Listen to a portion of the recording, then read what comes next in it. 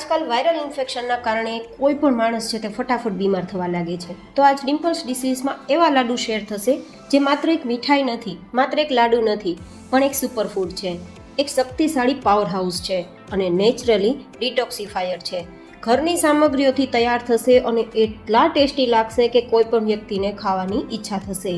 અને જો રોજ એક લાડુ ખાશો ને તો ક્યારેય દવા ખાવાની જરૂર નહીં પડે, કારણ કે એ માત્ર શરીરને જ નહીં, મગજને પણ ખૂબ જ હેલ્ધી રાખે છે અને પૂરા શરીરને લોખંડ જેવું મજબૂત બનાવે છે. તો ચલો રેસીપી શરૂ કરીએ. તો જેમના માટે સૌથી પહેલી હેલ્ધી સામગ્રી લેશું દાળિયા. આ દાળિયામાંથી મેં ફોતરા કાઢી અને 1 કપ જેટલા લીધા છે. તમે બધા જ દાળિયાના ફાયદા જાણો છો. જનરલી આપણે કફ, શરદી, ઉધરસમાં તો દાળિયા ખાતા જ હોઈએ છીએ, પણ તેમાં પ્રોટીનનો સોર્સ એટલો બધો ભરપૂર છે કે તમારા હાડકાથી લઈને પૂરા શરીરને લોખંડ જેવું મજબૂત બનાવશે, જેનો આપણે દરદરો પાવડર તૈયાર કરી લેશું. થોડો ફાઇન પાવડર તૈયાર થાય તો પણ ટેન્શન નથી લેવાનું, કારણ કે દાળિયાનો પાવડર ફાઇન હોય કે કરકરો હોય, એના ફાયદા થવાના જ છે. તો આ પાવડરને હવે આપણે એક્સ્ટ્રા વાસણમાં લઈ લેશું. હવે આપણે બીજી સામગ્રી લેશું, તે પણ દરેકના ઘરમાં અવેલેબલ હોય છે અને ખૂબ જ ફાયદા કરનાર હોય છે. તો આપણે તે જ મિક્સર જારમાં લગભગ 1 કપ જેટલા સફેદ તલ લેશું. તમે અહીંયા કાળા તલ ઘરમાં હોય તો તે પણ ઉપયોગમાં લઈ શકો છો.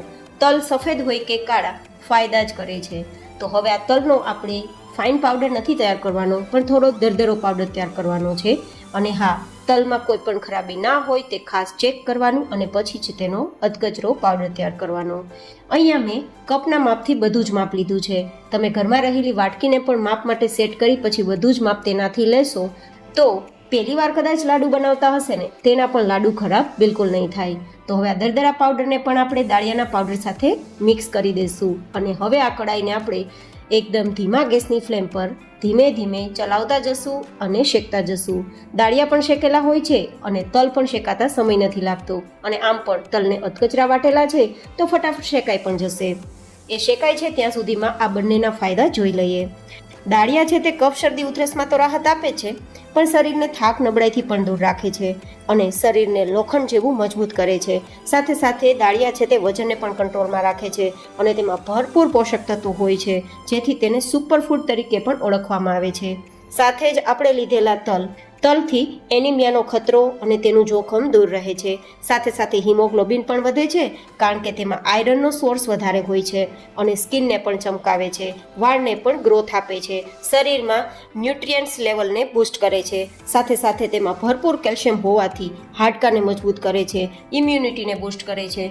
હવે આ બધી જ વસ્તુઓ છે તે હળવી શેકાઈ ગઈ છે. તો 1 કપ જેટલું ટોપરાનું છીણ ઉમેરીશું અને ગેસની ફ્લેમ બંધ કરી દઈશું, કારણ કે ટોપરાનું છીણ છે તે શેકાતા સમય નથી લાગતો અને આમ પણ કડાઈની અંદર રહેલી વસ્તુ ગરમ છે તો ફટાફટ શેકાઈ પણ જશે. નારિયેળનું છીણ પણ મેં 1 કપ જેટલું લીધું છે. નારિયેળ છે તેને શક્તિનું પાવર હાઉસ તરીકે ઓળખવામાં આવે છે, જે માત્ર શરીરને જ નહીં પણ મગજને પણ મજબૂત કરે છે. સાથે સાથે તણાવ, ટેન્શન, માથાના દુખાવા, માઇગ્રેન કે યાદશક્તિ કે અલ્ઝાઇમર જેવી બીમારીઓને પણ ઠીક કરે છે. અને નારિયેળ છે તે શક્તિશાળીનો ખજાનો છે, જેથી તેને પાવર હાઉસ તરીકે ઓળખવામાં આવે છે. તો આ નારિયેળ પણ આપણે આ રીતે થોડીવાર ચલાવશું તો શેકાઈ જશે. હવે બધી જ સામગ્રી સરસ શેકાઈ ગઈ છે તો તેને આપણે નીચે ઉતારી લેશું. અને હવે પછીનું આપણે સૌથી હેલ્ધી ઇન્ગ્રેડિયન્ટ્સ લેશું, જે આપણી આ 3 સામગ્રીને ખૂબ જ હેલ્ધી બનાવશે અને પરિણામે તે નેચરલી ડિટોક્સિફાયરનું કામ કરશે અને તમને અદ્ભુત શક્તિ આપશે. અને તે છે મીઠાશ ઉમેરવા માટેનો ગોળ. મેં અહીંયા 1.5 કપ જેટલો લીધો છે. જે કટોરી કે જે કપથી તમે સામગ્રી લેતા હોય તે જ વાટકી કે તે જ કપથી તમારે ગોળનું માપ લેવું, જેથી પરફેક્ટ લાડુ તૈયાર થાય અને વધારે મીઠા પણ ના બને, વધારે મોડા પણ ના બને, મીડિયમ મીઠાશવાળા બને. તો 1.5 કપ ગોળની સામે 2 ચમચી જેટલું જ આપણે ઘી ઉમેરીશું, માત્ર ગોળને ઓગાળવા માટે. જો કે તમે અહીંયા પાણીનો ઉપયોગ પણ કરી શકો છો, પણ 2 ચમચી જેટલું ઘી છે તે શરીરમાં જરૂરી પણ છે, કારણ કે ઘી છે તે શરીરને લચીલું રાખે છે અને જો દેશી ઘી હોય તો તેના ફાયદા અચૂક થાય છે, પણ જો પ્રમાણમાં ખાવામાં આવે તો. હવે માત્ર આપણે અહીંયા ધીમા ગેસની ફ્લેમ પર ગોળને ઓગાળવાનું છે. ગોળને નેચરલી ડિટોક્સિફાયર તરીકે ઓળખવામાં આવે છે, કારણ કે તે શરીરમાં રહેલા ઝેરી તત્વોને બહાર કાઢી અને લીવરને સાફ રાખે છે. સાથે સાથે તેમાં આયરનનો સોર્સ ભરપૂર હોય છે, જેથી હિમોગ્લોબિન વધારે છે અને આપણા લોહીને પણ સાફ રાખે છે. સાથે સાથે આપણી સ્કિનને પણ ચમકાવે છે અને તેમાં એન્ટીઓક્સિડન્ટ ભરપૂર હોય છે, જે હૃદયને પણ મજબૂત કરે છે. હવે આપણું ઘી ઓગળી ગયું છે તો તેમાં આપણે લગભગ 1/4 કપ જેટલા કાજુના ટુકડા અને 1/4 કપ જેટલા બદામના ટુકડા ઉમેરી આ રીતે ચલાવશું. કારણ કે ઘી ગરમ થતાં આ બંને જે ડ્રાયફ્રૂટ્સ ઉમેરેલા છે તે સરસ શેકાઈ જશે, વધારે બળશે પણ નહીં અને સરસ શેકાઈ પણ જશે. જ્યાં સુધીમાં ગોળ ઓગળે છે ત્યાં સુધીમાં આ બંને પ્રોસેસ એકસાથે થઈ જશે, જેથી મેં અલગ પ્રોસેસ નથી કરેલી. તમે અલગથી ડ્રાયફ્રૂટ્સ ઘીમાં શેકી શકો છો અને ડ્રાયફ્રૂટ્સ ના ઉમેરવા હોય તો ઓપ્શનલ છે, સ્કીપ કરી શકો છો. હવે તમે જોઈ શકો છો થોડી જ વારમાં ગોળ આપણો ઓગળી ગયો છે. અહીંયા ખાસ ધ્યાનમાં રાખવાનું છે, ગોળને આપણે પાયો નથી કરવાનો, માત્ર ગોળને ઓગાળવાનો છે.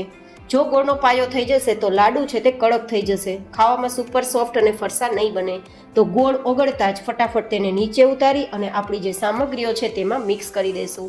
આજે મેં જે સામગ્રીઓ ભેગી કરી છે ને તે તમને આરામથી મળી જાય, ઇઝીલી મળી જાય તેવી છે અને બહુ કોસ્ટલી પણ નથી થતી.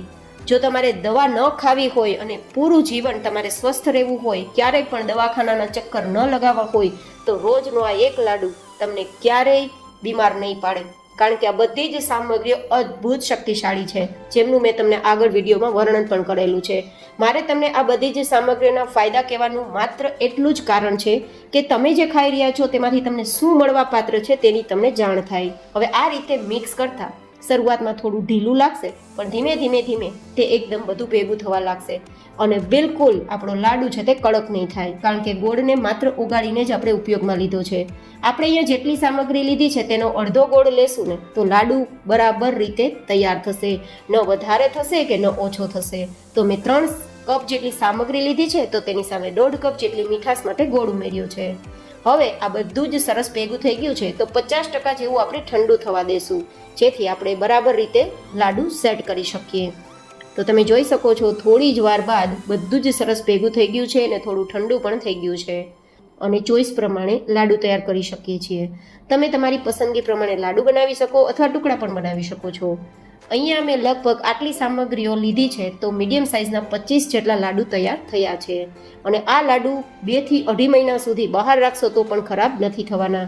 તો તમારે વધારે લાડુ બનાવવા હોય તો સામગ્રીઓ વધારે રાખી અને વધારે લાડુ પણ તૈયાર કરી શકો છો. તમે જોઈ શકો છો કે માત્ર 2 ચમચી ઘીમાં પણ આપણું લાડુ કેટલો શાઇન કરે છે, જેનું કારણ છે ટોપરામાં રહેલું તેલ, જેથી આપણે ઘી પણ ઓછું જોશે અને ઓછા ખર્ચે વધારે ફાયદા કરનાર લાડુ તૈયાર થશે. તો કેવી લાગી તમને મારી આજની આ લાડુની રેસીપી? એન્ડ હા ગાઈઝ, આ લાડુનું નામ શું રાખી શકાય ને તે પણ મને કોમેન્ટમાં જરૂર બતાવજો. તમે જોઈ શકો છો લાડુ એકદમ આરામથી ટુકડા પણ થઈ ગયા છે અને મસળતા ભૂકો પણ થઈ જાય છે. મીન્સ લાડુ ખાવામાં સુપર સોફ્ટ એન્ડ ફરસા તૈયાર થયા છે. ફરી મળીશું એક નવી જ હેલ્ધી રેસીપી સાથે. ત્યાં સુધી stay healthy and stay happy.